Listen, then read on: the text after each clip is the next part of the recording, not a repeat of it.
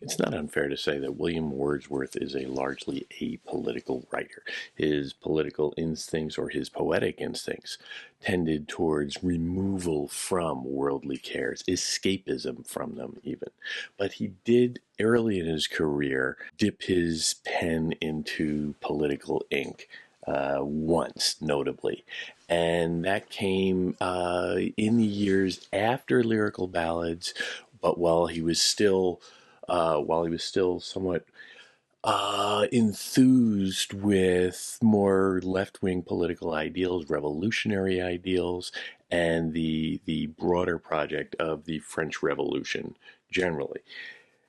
In 1803, he writes to Toussaint Louverture, celebrating the Haitian leader who had been betrayed by the French and promised for freedom for his opposing Bonaparte.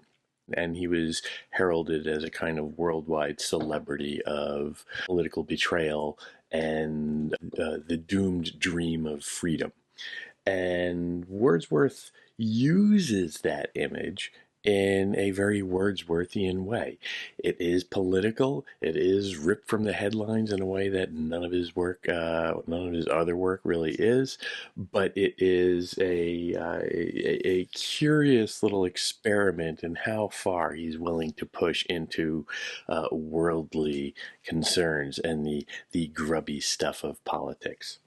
Toussaint, the most unhappy man of men, whether the rural milkmaid by her cows sing in thy hearing, or thy head be now pillowed in some deep dungeon's earless den, O miserable chieftain, where and when wilt thou find patience? Yet die not. Do thou rather in thy bonds, do thou wear rather in thy bonds a cheerful brow. Though fallen thyself, never to rise again, live and take comfort. Thou hast left behind powers that will work for thee, air, earth, and skies. There's not a breathing of the common wind that will forget thee. Thou hast great allies. Thy friends are exaltations, agonies, and love, and man's unconquerable mind. Very stirring, very celebratory, very rah-rah revolution.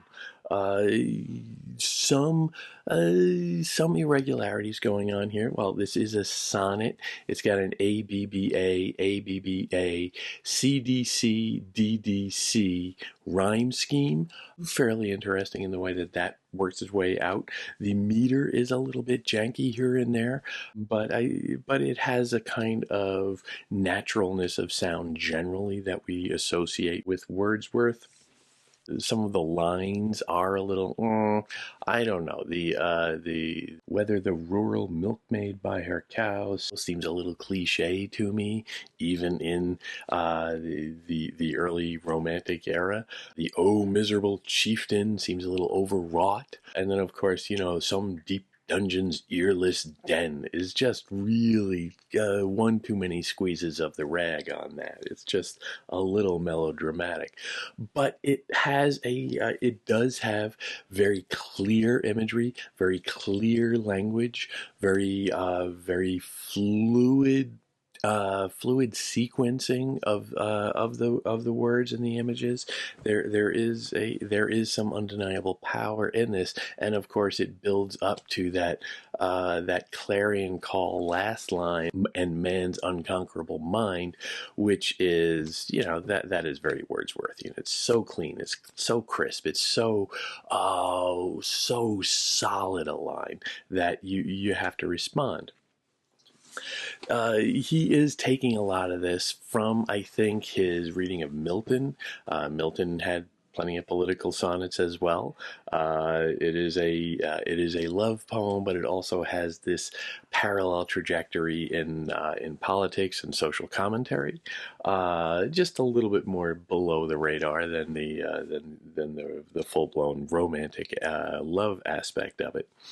But what is really interesting in here is how he takes this figure of Toussaint, this very much a revolutionary, a world of heroic figure, a man of the world, a man of real action, And he tries to push that aside and say, okay, yes, you were wonderful, you did so much, though fallen thyself, never to rise again, live and take comfort. And you can see in this point, right at the volta, right at the turn of the sonnet, things get a little bit more okay, now you're done. The emphasis is on telling this figure that he has done his work in this world and now he should just sit back and rest. Thou hast left behind powers that will work for thee. And he sees this in, well, nature, air, earth, and skies, not a breathing of the common wind that will forget thee. And these abstract notions of your spirit is left behind, now you can just go away, is very Wordsworthian because it is trying to push away the worldly aspect of contemporary life and put oneself in a more reflective mood and a cooler mood where we can all appreciate and understand and learn from those examples. Now, there is, of course, in this a little bit of a colonial aspect, certainly, for Haiti or San Domingo, as it was known then, and there is almost a kind of, you can make a racial critique here and say that, well, here is the white Englishman coming in and telling the black Haitian what he should do. That is, there's a little uncertainty there. There's a little condescension there. There is a little hierarchy imposed on that, especially when the advice is to just quiet down and go away. There is something undeniable about that, but the poem is very good for what it is, and it came out in 1803, just a couple of weeks before Toussaint Louverture's execution. He revised it a couple times throughout the years, but it is a curious example within his overall corpus of a specifically political and notably revolutionary poem in his body of work.